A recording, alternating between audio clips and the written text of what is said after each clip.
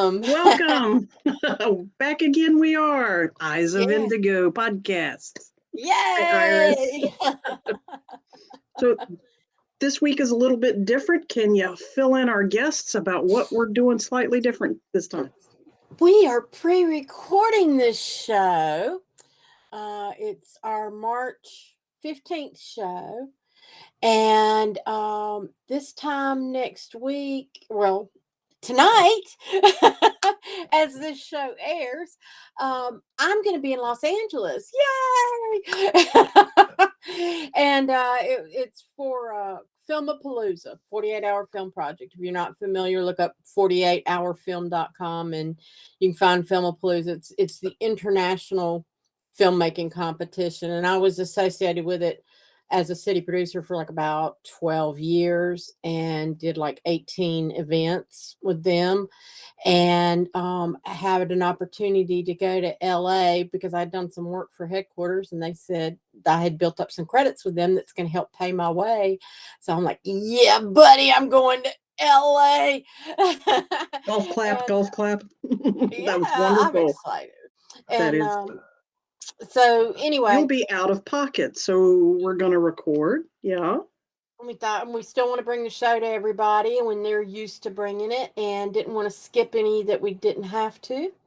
So this is so we still bringing the same energy and still want people to comment what you like, what you don't like, what you have questions. If you post any questions, which you certainly may, we get notified and we'll respond to them in the thread later.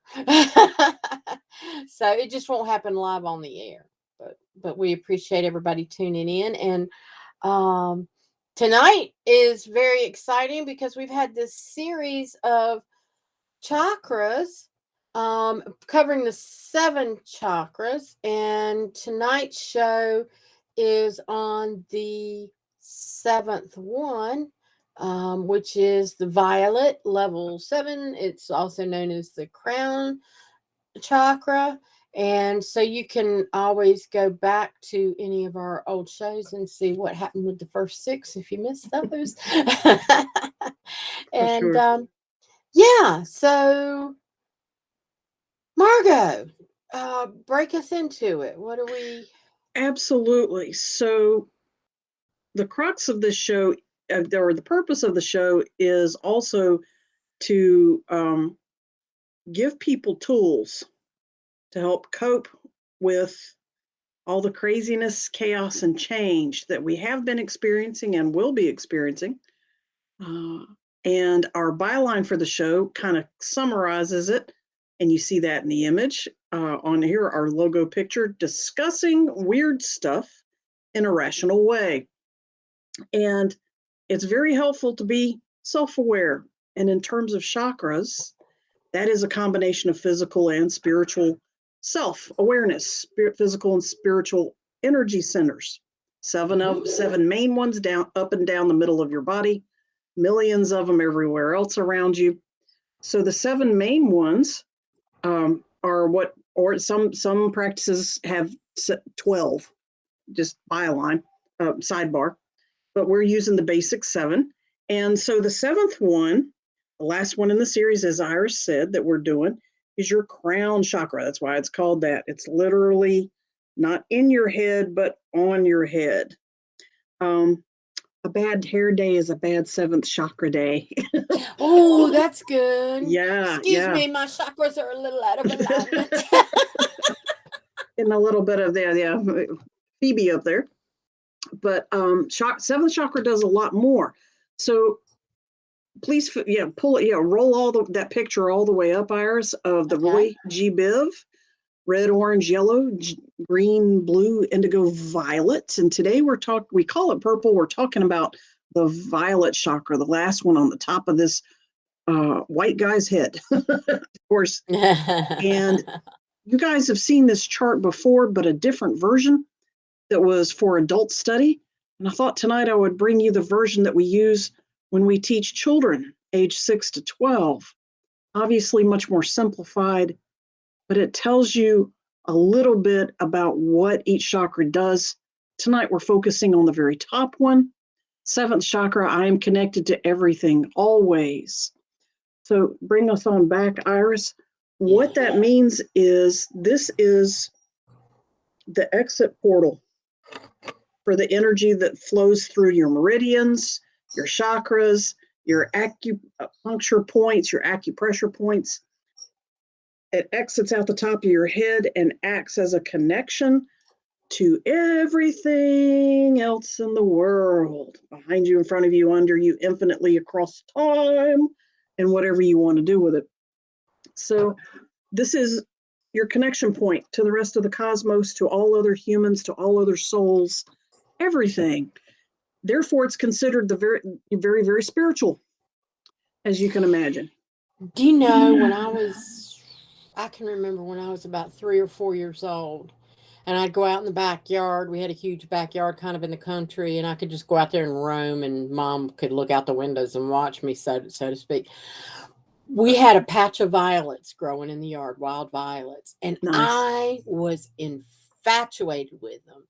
And I would go and I'd pick one and I could just stare at it for the longest time. I loved the color, the shape.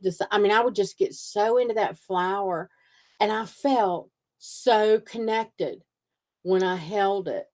I mean, I didn't know what it meant then. I just knew I was beyond myself when I Oh, would you stand created and meditation spontaneously. yeah. And Yeah. it was just so cool. And violet has always been one of my favorite colors. Very, So, yes, it has the wavelength that you want for exactly what you just described. The light frequency wavelength, the sound wavelength, meaning, how the cycle of up and down, like you see when we chart out sounds and vibrations and frequencies on 2D paper and 4D. It's a whole lot more complicated, but y'all get it. It looks a lot like DNA, by the way. And it's also a version of the golden ratio, those frequency things, because they're actually cyclical, not just up and down roller coasters. Whole nother discussion. Circling back around to what this chakra particularly does for the human body, the human energy, emotions, glandular systems, and all that. In other words, the mechanical nuts and bolts. So, Iris, can you bring up that part of the chart that we like using to detail that stuff? Whoops, I'm the wait only a one minute. here. I know. I don't know what happened. Wait a minute. No worries. We will figure this out. I'll share a little bit more while we're coming back around. So your crown chakra can be characterized by 3 different colors, not just violet. You can also use the color gold to represent the 7th chakra, and you can use the color white, is often used to represent the 7th chakra as well. All of these vibrate at the 7th level. And you can see that on the chart that's on the screen at the very bottom in the left corner in the first column. And it says violet, gold, and white. And the location is your top of your head. Now, going to the right, column by column, the next column is prime function or main uses. These are the main things that this chakra is used for. The next one is the divine principle or goal, what that chakra is trying to achieve.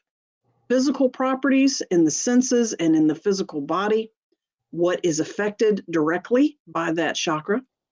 And then anatomical connections, very similar, more of specific anatomy that it affects, and gland system as well. And related to the emotional element of feelings, which feelings are inspired by this. And interestingly, as you can imagine, the crown chakra connects us to our feelings of cosmic love. The gland system is the one closest to it, the pineal, extremely important. Avoiding fluoride is very popular for keeping the pineal nice and healthy. And your sense of understanding or conceiving and brain wrapping and or grokking what the universe wants you to know. What you need to know from the universe is the sense that this 7th chakra does. And though physically, I mentioned, it does affect your hair, but it also affects a lot more. Your central nervous system, all the way down to your DNA and your RNA, your cerebral cortex. It affects your metabolism and anything that's around and near your the very, very top of your head, and things that are associated to that, your meninges, the tissues and fibers that encase your brain under your skull bones, but your bones too, your hair and your bones. Yeah, having a good day leads to also a very connected, wide conceiving, aware kind of day. You're having a good seventh chakra day when you're having a good hair day. And also leads to, what about people with crazy hair? And what about people with no hair? And there's different theories about how their chakra interacts with those features. Yeah. Also, hairstyles, spiky hairstyles affects your crown chakra, different from a laying down, smoother hairstyle. So, spiky styles tend to act like amplifying antennas. If you notice, a lot of female gurus at one point or the whole time have very spiky hairdos. Interesting. Including yours and yours truly, for a long time. So there's all kinds of real interesting things about chakras and antennas and energy, and the seventh chakra specifically, and hairstyles, hairdos. But moving on from that, because that's just one aspect of physical that it affects, it also affects many other things physically. And moving back to the left, divine principle, it also affects your sense of higher values, your sense of wisdom versus your sense of your awareness of knowledge. Knowledge and learning is sixth chakra. Your wisdom and that kind of awareness is seventh chakra. Significant difference. It's also the chakra that affects your awareness, your 4D awareness, your 5D awareness, your 6D awareness, your spiritual awareness, your cosmic awareness, however you want to characterize it. This is also, because I skipped over it, I'm going back to the second column that says enlightenment and transcendence, spiritual understanding, cosmic consciousness. When we are meditating, when we are shifting our awareness out of our three-dimensional bodies, that's the connection point, the power point that these beautiful, wonderful things can happen to us. Enlightenment can be received and given. Spiritual understanding can be received and given. And your cosmic consciousness is definitely plugged in there like a big old wall plug, except for it's on top of your head. So moving over to the green area, very popular part of this chart, on the right side of the screen, these are other, as before, other modalities that also directly affect a healthy chakra. And you can use these tools and modalities to support or increase the power and the effects of your healthy seventh chakra. So the planets that affect that chakra most directly is Uranus and Neptune. A musical note is the note of B. So flutes and instruments and songs that focus on that very much open your crown chakra. The element of thought, other elements are like earth, water, what else? Fire, things Air, like that. yeah. Air. I never thought about thought being an element. Thought is often related to the ethers, but it's different, obviously, because it's confined in your aura space. It's not confined, by the way, just inside your skull. Thoughts actually originate somewhere else. But that makes sense. You know what? That's a topic for another show. Oh, yeah. For sure it is. Where do we think? Where do we feel? And in our existence. So in other tools and modalities that affect your seventh chakra, rosewood is good for you. The metal of gold, of course, the chant, the sound. We all know it. We all love it. The Om, or spelled AUM, Om, is affects your seventh chakra. And of course, ladies and gentlemen with deep resonant voices make that sound even prettier. Guess what? The food item that affects, it's interesting, it's different for the seventh chakra, is fasting. As you might have noticed in a lot of belief systems, a lot of spiritual practices involve fasting, withholding, with abstaining from food. That is supposed to be very, very helpful for your seventh chakra. And then you have fragrances and incenses such as lotus and wild rose and rosewood. Seeing a lot of rose association here. By the way, the rose is also the signature flower of Saint Mary, the Mother Mary.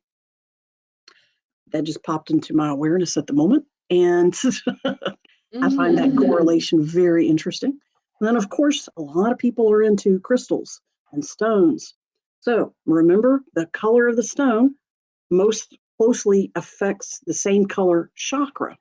Therefore, the purple, gold, and white amethyst, clear quartz, and what was that last one I got there? Selenite. Selenite, yes. That's another very clear crystalline structure, but the metal gold, that's okay, the metal gold, orange, yellowy orange calcite, and things that have shades of gold in it or pieces of specks of gold in it. Lots of times mineral stones have multiple minerals in them, and any other type of purple stone. So those are all very good.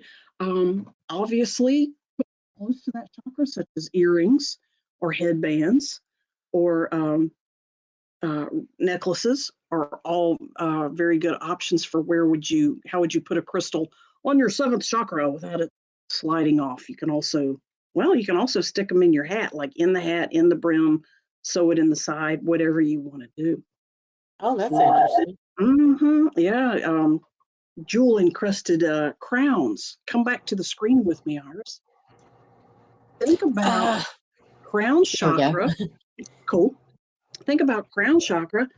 What else do humans do with their crown? There's two objects that are very popular on the human crown, and I will give you a visual. And the tiara. A tiara, a crown, yes. And what are those items usually loaded with? Diamonds jewels. Or diamonds. Crystals or, yeah. Yep. There's a reason for that. Unless it's a Burger King crown that's made out of paper. A little paper jewels painted on the side. And but that's intentional.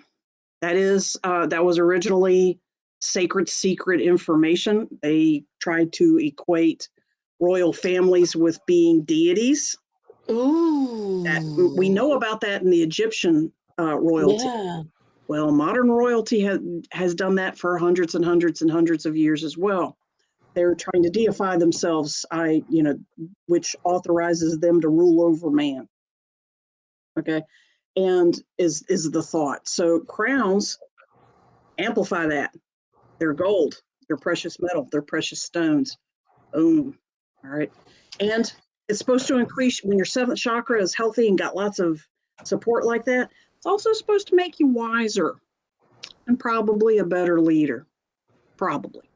not guaranteed, obviously. Well, and it depends on what kind of leader you tend to be. Exactly. If you have positive, then yes, it's going to amplify that. But if you're a leader who is what a lot of us would consider negative, they don't consider themselves negative, but we might, then it's going to amplify that as well. If it's that particular stone, those people lead from third chakra, second chakra, first chakra.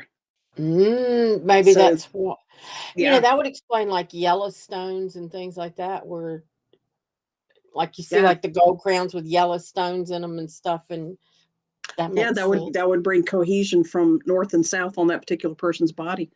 But you also saw, jewel encrusted belts and sashes, swords, and so on. They knew about all this ancient medicine long before the general public did.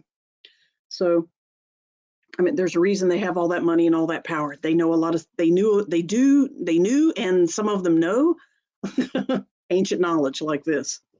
So, I think it's interesting too, while we're talking kind of on that topic. I don't know if you want to do this deep dive or not, but the pineal gland yeah, is very much crucial part of, in human yeah, evolution. It's a very, very crucial. It's called pineal because it's pine cone shaped.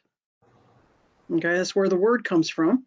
And you can see it in a lot of spiritual practices. A very prominent one is the Pope, the Catholic Pope. His staff has a pineal gland on the top of it, has a gold one on the top of his staff that he walks around with. And it shows up a lot of other places too, flags and mostly royalty. a lot of motifs, a lot of the carvings and things like that in both ancient Religious. Rome and the British monarchy, all those places.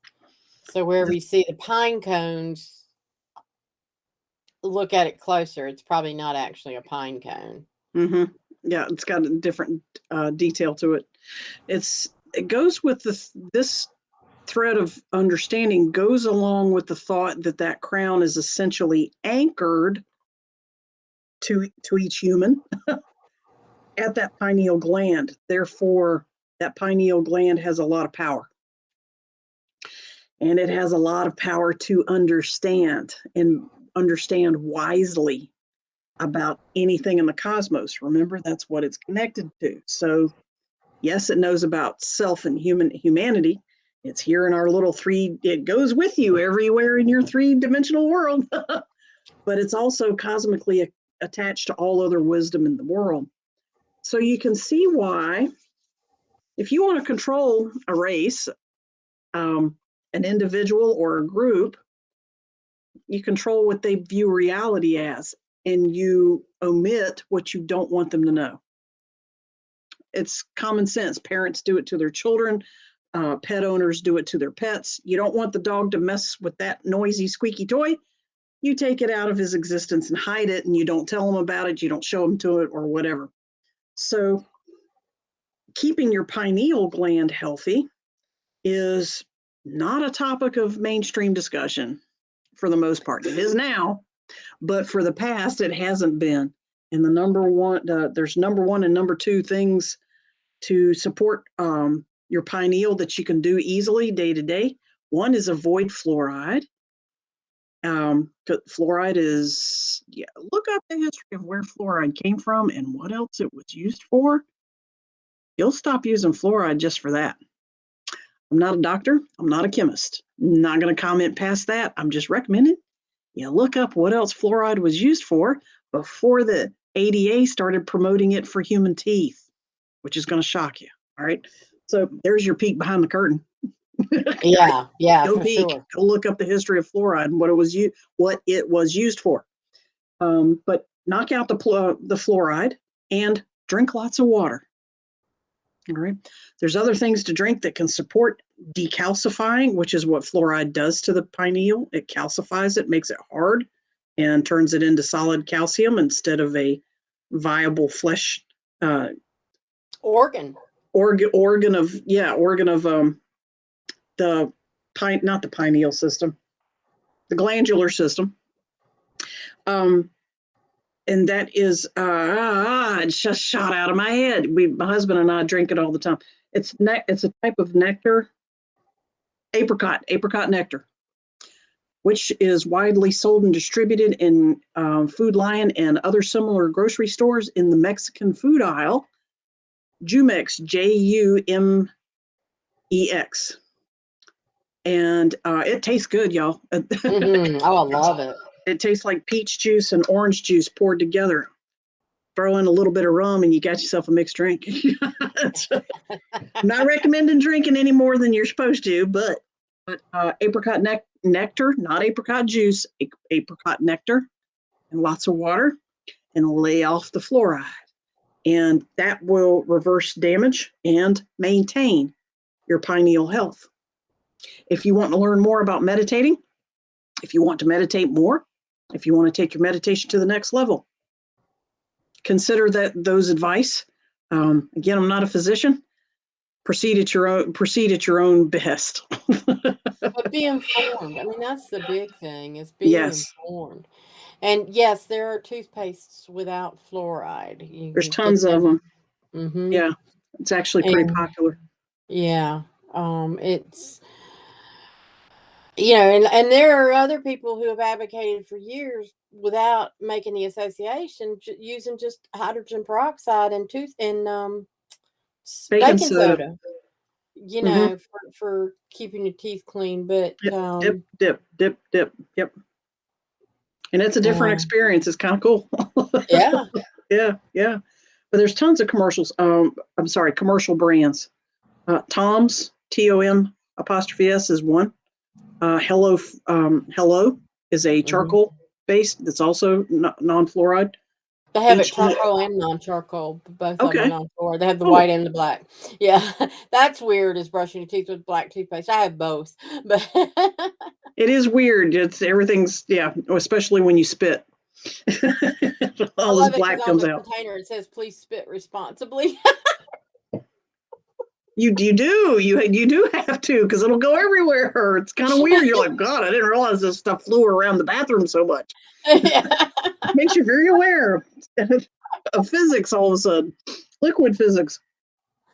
But yep, those are all um, pineal information that, yeah, please feel free to research it and check out what else you want to know, ask questions, and make decisions for yourself. Hmm. So, all of these things are wonderful attributes and functions and actions of your pineal gland. And Iris, we didn't talk about this before, but would you like to lead us on a meditation focusing on the Hmm. pineal gland as a seat, SEAT, as a seat inside of your head? Maybe go visit it Yeah. and and fire up that chakra, let it fly. Okay. All right. We would So, appreciate that. all right. So, I encourage everybody to sit upright and make sure your feet are on the floor and your legs are straight. And you can close your eyes and um, find your energy center around your heart area. That's kind of where we tend to hang. And feel that energy, feel your body in the chair or wherever you happen to be sitting. Um, feel your back against the back of it. And so know that you're anchored and you're comfortable. And as you find your energy in your heart space, let's let that energy drop down. We want to anchor ourselves. Drop down through your body, through your legs, down through the bottom of your feet, and into the ground. You're going to go through the floorboards, if whatever is underneath you, through the house or multiple floors, whatever, and go all the way down into the dirt that is under your home or under where you're sitting. And you're actually going to sense maybe the coldness of the dirt that's on the surface, and go through, and you might encounter some bugs along the way. They're kind of crawling around and going, who's that going by? And you keep going down deeper into the dirt, and you'll hit some maybe rocks or gemstones, slate, red clay. Just use your imagination and go on deep. Keep going deeper through tectonic plates, on down limestone and all of the stuff that makes up our earth underneath our feet, until you get to the core of the earth where it's warm. And you can feel the warmth and feel the energy coming off of that. And bring yourself back up through the earth and through those tectonic plates. And all the while, that earth energy is following you, it's attached to you, you're bringing it up with you. And you come on back up through the dirt, past the gemstones, past the little bugs and worms and other critters that might be under the ground. Come on and keep coming and up to the surface of the earth. And that energy is still following you, and you're going to pull it up through your feet. And through your legs, you can feel the energy, earth energy following you up your legs, up to your torso. And feel it activate the red chakra. You can feel it spinning and moving. And then come on up to the orange chakra around your navel and feel that activating and spinning. And then yellow right in the middle of your solar plexus there. And then just a little bit higher is the green, which is your heart chakra. And that is activated. All the chakras are kind of in harmony. And then blue, which is your throat chakra. And feel that energy and imagine the blue color in your mind. And indigo, which is your third eye chakra. Deep, deep blue. And now up to the crown chakra, just to the top of your head. We're going to imagine a beautiful deep purple color like violets.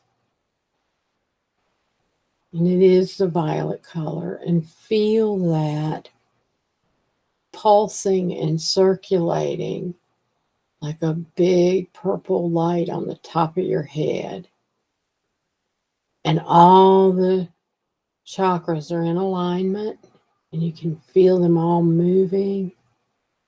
And as we focus on the crown chakra, the violet, that color is the strongest. And allow yourself to open up your thoughts, stretch that chakra, and allow the energy to come in that will help you activate your pineal gland, encourage thoughts, encourage spirituality and the connections that you want. And you can pull them all together, pull them all up into a bright white light above that third eye chakra. To one singular bright white light. And that is your connection with all your alignment and with the creator of all that is. And you can go anywhere in that light that you want. And you can just be in your chair, know that your body's safe, but you can float away. And you can imagine that you're floating up above yourself in a bubble, and you can see all the chakras in your body as you look down with that purple chakra really shining bright. And you're in your little white bubble, just kind of floating and looking around and seeing what's around you and what's around your body. And enjoy that freedom. If you want, you can go up and go on out through the roof of your home or the room that you're in, and go outside. And this time of night, you can see the night sky above. And you can go on out there if you want. Go way up through the atmosphere and out into space. And you're floating in that bubble. If you keep going, you can go past this universe and past more universes.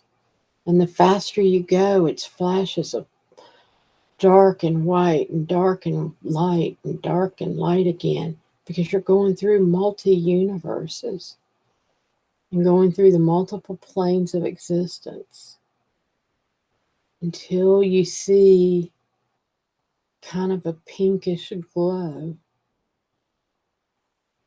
And it's the law of compassion that points you beyond to the seventh plane where the Creator is.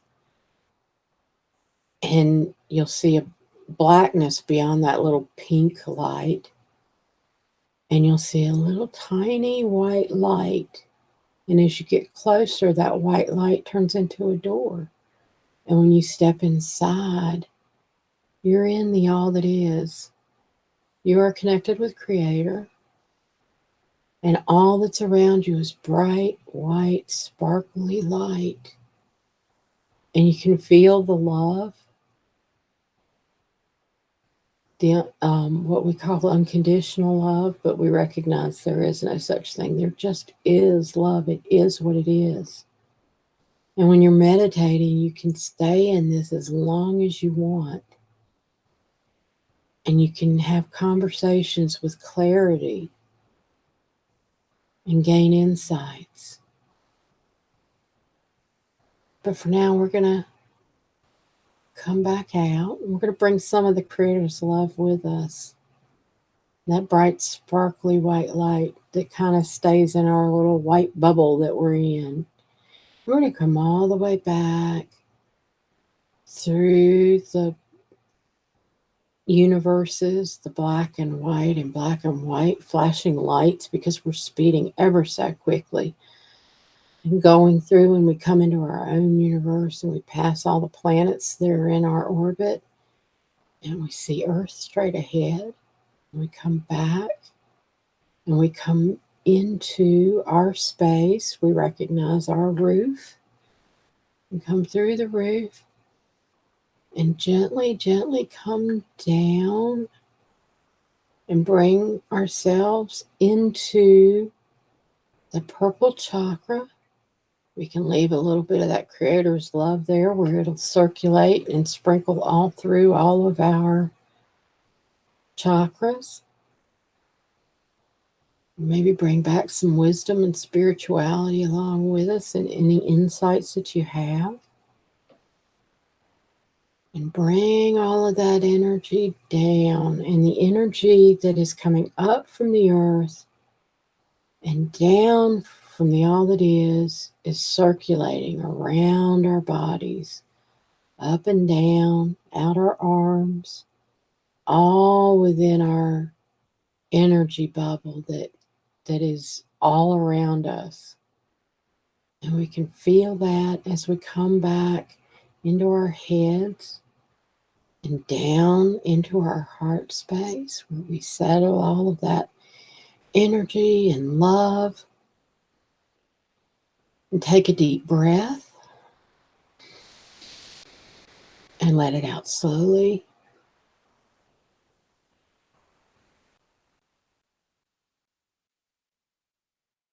As you take another deep breath, feel your body fill with air. Recognize all the energy that's circulating around you and let that air out slowly.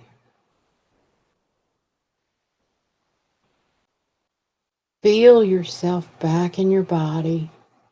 Know that you're anchored and grounded to the earth, but you have a direct line to the Creator of all that is, and it's always with you. Recognize you're in your body and you can open your eyes. Yourself back to the here and now.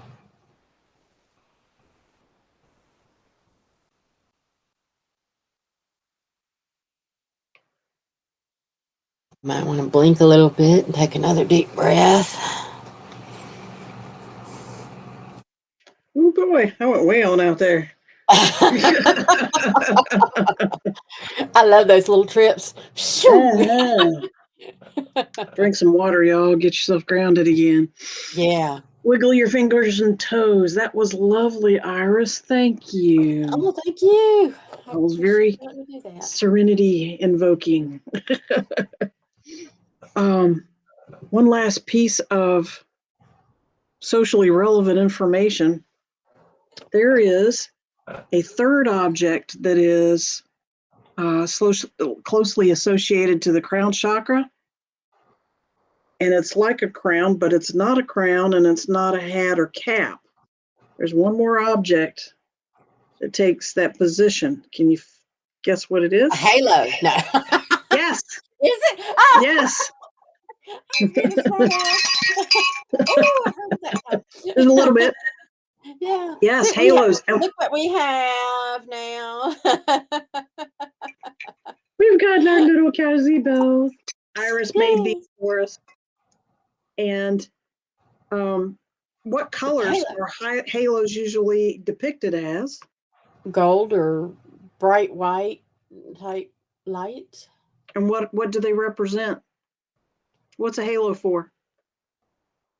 Well, you know why Jesus has a halo?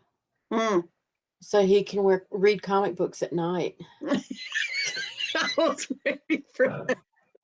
So he can read religious comic books at night.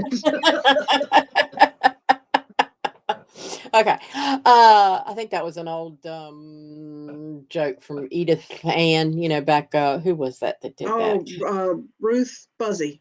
No. God, I can see her. Lily Tomlin. Lily Tomlin. Lily Tomlin. Yep. Yeah. No, Ruth Buzzy was played an old lady in the same laugh-in show in the late 60s. But halos are usually depicted around the heads of what kind of beings? Oh, holy beings, angels. And? Yes. And? Think back to your classical Renaissance art. Oh, well, like the Mother Mary and, any religious figure. Religious figures, yeah. Saints, definitely angels, and kings and queens. Oh. They are depicted with halos too. Again, reinforcing the holier than thou. Holier than thou, the sacred image. Yep, holier than thou. But that is an energetic illustration of the energy that exists naturally around a human head. There is typically a band of color that's white or gold or purple. Nowadays, it can be almost any color, but traditionally it was for a long time. Interesting. So people kind of see an auras and stuff. They can see an aura. Lots of times in Renaissance, you'll see the crown as like a big vertical fan, a big circle behind the person's head, as if it was right here. Mm-hmm. And then in modern times, they moved it to floating, up above in a circle over their head. But those are halos. Yep. That part of your aura. It's actually the golden, purple, and white of your aura around your head. Yeah. So secrets. That basically brings us to the end of the chakra sequence that we've done for this show. Please feel free to use all that good information from these 7 episodes to help you energize, connect, and make both your mind, body, and spirit, all your mind, body, and spirit that much healthier, especially on an energetic level, but also a physical one and a social one and all those good things. Yeah. And let's I'll show real quick coming up. We'll do next week on March 22nd. We'll be live again. We're going to do psychic readings. And then on March 29th, bread and circuses, which should be very entertaining and informational. So we hope you'll join us. Yeah, that's going to be cool. So psychic readings and bread and circuses.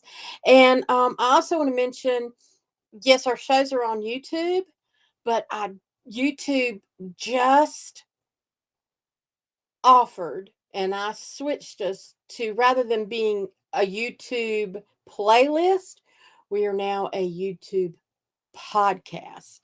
Okay. Nothing's moved, but it is declared a podcast, and it will help people find it. Hope A that little we more get easily. featured sometimes, that sort of thing, and it's another aggregator, right? Yeah, absolutely. So, yes. Absolutely. So with that, we appreciate everybody tuning in, and do make comments. We'll get back to them, and we'll see Thank you you for being here, next week. everyone. Yeah. All right. Namaste. Namaste. Thank you for joining The Eyes of Indigo with Iris Carter and Margot Ross Sears. Music is Arcadia by Kevin MacLeod of Incomptech.com. Licensed under Creative Commons. Visit our Facebook page for broadcast details at www.facebook.com/Eyes of Indigo. Show is copyright 2023 by Iris Carter and Margot Ross Sears. All rights reserved.